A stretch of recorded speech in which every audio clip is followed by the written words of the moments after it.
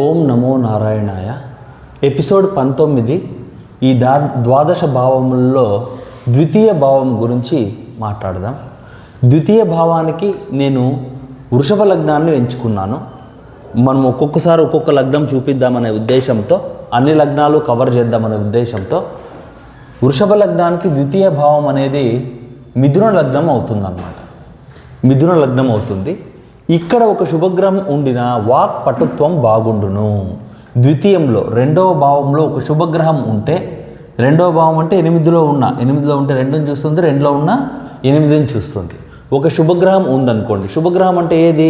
వృషభ లగ్నానికి శుభగ్రహాలు వచ్చి సూర్యుడు, శని, శుక్ర, రాహు, బుధులు శుభులు అవుతారు. గురుకుజ, కేతు, చంద్రులు అశుభులు అవుతారు. సో ఈ నలుగురిలో ఎవరో ఒకరు, ఈ 5 మందిలో ఎవరో ఒకరు 2లో ఉన్నా లేదా 8లో ఉన్నా, ఒకవేళ శని అయితే 3వ దృష్టితో, శని ఇక్కడుంటే 3వ దృష్టితో చూస్తాడు, లేదా శని 5లో పంచమంలో ఉన్నా కూడా 10వ దృష్టితో చూస్తాడు ఎక్కడున్నా శని. ఒకవేళ ఎందుకంటే ఈ శనికి మాత్రమే సైడ్ లుక్స్ ఉన్నాయి కాబట్టి, లేదా మిగిలిన సూర్య, శుక్ర, రాహు, బుధులు 8లో కానీ 2లో కానీ ఉండాలన్నమాట. ఉంటే అది శుభగ్రహం అని అంటాం. ఇక్కడ ఒక శుభగ్రహం ఉండిన వాక్ పటుత్వం ఉండును. వాక్కులో పట్టు ఉంటుందన్నమాట. వాక్కు అంటే ఏదైనా అనర్గళంగా మాట్లాడడము, ఎంతసేపు అయినా ఏదైనా ఒక టాపిక్ పైన మంచిగా లెక్చర్ ఇవ్వడము, ఇలాంటిది వాక్ పటుత్వం అనేది ఉంటుంది. అలాగే ధన చలామణి చేతిలో ఉంటుంది. డబ్బు గురించి వేరే భావాల్లో ఇంకా ముందు వస్తాయి. మనము ఇక్కడ వచ్చే ధన చలామణి అంటే అవసరానికి డబ్బు అన్నమాట.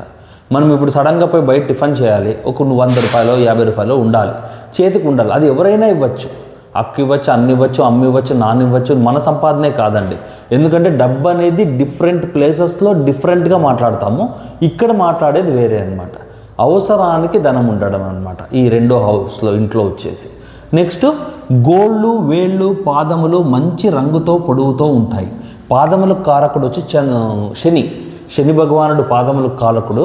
ఒకవేళ 2nd హౌస్లో శని భగవానుడు శుభుడుగా ఉన్నా చూచినా కూడా మంచి పాదాలు బాగా పొడవుగా ఉంటాయి. పాదం నేలకి క్లీన్గా అంటుంది. వాళ్ళు డాన్సర్స్ అయ్యే ఛాన్స్ కూడా ఉంటుందన్నమాట శని భగవానుడు 2లో ఉంటే. గోళ్ళు, వేళ్ళు కూడా చాలా చక్కగా చూడడానికి చాలా బాగుంటాయి.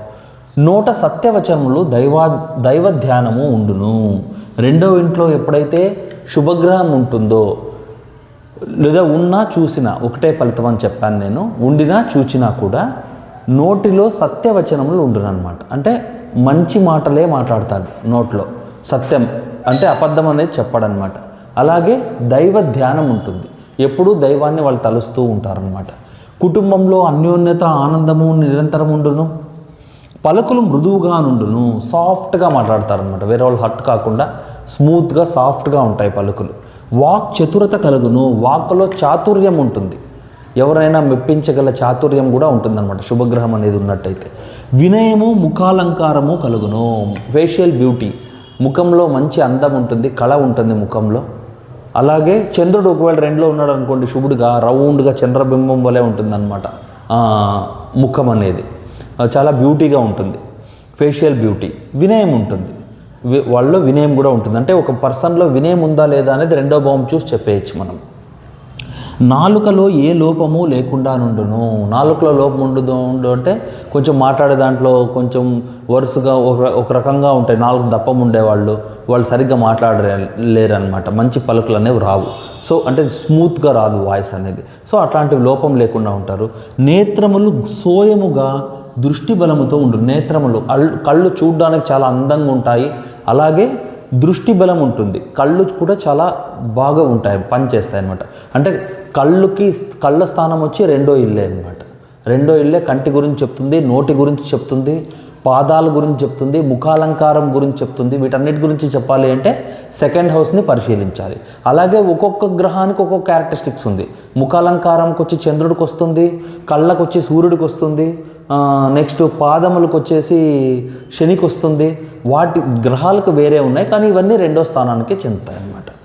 ఆయుర్బలం ఒసంగును. మనం ముందే చెప్పుకున్నాం కదండి, 8వ ఇంట్లో అశుభగ్రహం ఉన్నప్పటికీ కూడా 1, 2, 7లో 1, 2, 7 ఈ 3లో శుభగ్రహం ఉంటే 8వ ఇంట్లో ఉండే అశుభగ్రహం అనేది చంపలేదన్నమాట. కాబట్టి 2వ ఇల్లు కూడా మన ఆయుష్ను పెంచే ఇల్లు అన్నమాట. బలం ఒసొంగును. పాపగ్రహం, ఒకవేళ పాపగ్రహం ఉంటే ఇదే స్థానంలో పాపగ్రహం ఉన్న విపరీత ఫలం ఇచ్చును. విపరీత ఫలం అంటే ఆపోజిట్, క్వైట్ ఆపోజిట్. అంటే చేతికి ధన చలామణి ఉండదు, ప్రతిదానికి జేబులు తడుముకోవాల్సి వస్తుంది, ఏ చిన్నదానికి కూడా డబ్బులు లేవు అని ఇంకోరి మీద ఆధారపడాల్సి వస్తుంది. వాక్కులో కఠినత్వం ఉంటుంది, వాళ్ళు మాట్లాడితే రాళ్ళు విసురుతారనమాట, అలాంటి మాటలు ఉంటాయి. అలాగే కుటుంబంలో అన్యోన్యత ఆనందం అనేది ఉండదు, వాళ్ళకి విలువ ఉండదు, వాక్కులో చాతుర్యం ఉండదు. ఇవన్నీ ప్లస్లు ఏమున్నాయో ఆ నెగిటివ్స్ వస్తాయి. ఆయుస్థానంకు లోటు కలిగించి కుటుంబ చిక్కులు అనేకము కల్పించును. సెకండ్ ఇల్లు కూడా పాడైంది అంటే దీని చేతిలో లగ్నము పోయిందంటే ఆయుస్థానం, ఆయువు కూడా వాళ్ళకు ఉండడం కష్టమవుతుందన్నమాట. ఉండి అది కాకుండా కుటుంబంలో చిక్కులు ఎప్పుడూ నిరంతరం, కుటుంబంలో కూడా కుటుంబ స్థానం కూడా 2వ స్థానమేనండి, కుటుంబం కూడా 2వ స్థానమే కాబట్టి కుటుంబంలో చీకు చింత గొడవలు ఇవన్నీ ఎక్కువయ్యే ఛాన్సెస్ అనేవి ఉంటాయి. ఇది 2వ భావంకు సంబంధించింది. ధన్యవాదములు.